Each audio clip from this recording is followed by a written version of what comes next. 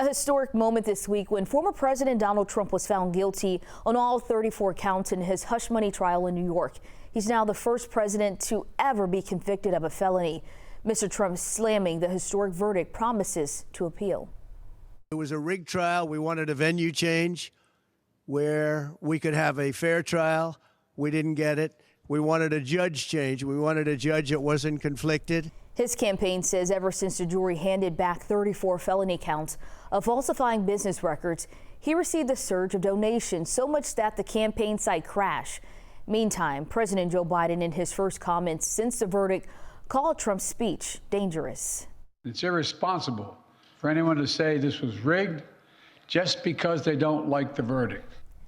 Now all eyes are turning to how this will impact the race for the White House between those two come November. Sentencing is set for July 11th, just days before Republicans are set to pick former President Donald Trump as a 2024 Republican presidential nominee.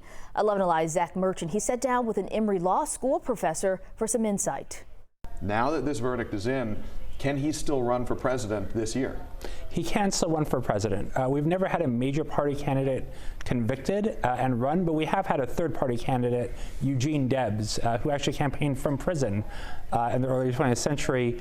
He was a Socialist Party candidate, so unlikely he was ever going to win. So President Trump is the first major party candidate to run after being convicted of a felony. Will the former president have to serve prison time as a result of this conviction? It seems unlikely. It is not that I don't think he's going to be confined. It is certainly possible, but most likely it would be house arrest, simply because of logistical issues. I could not imagine the Secret Service in Rikers Island demanding to keep their guns as the warden demands they surrender their guns.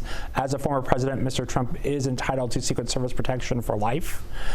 So at that point, it seems unlikely. Not out of the realm of possibility, but unlikely. Coming up this Sunday at 11 a.m. in the Georgia Vote, Zach and Faith Jesse will talk about how the verdict will affect events around the election, around the campaign right here in Georgia.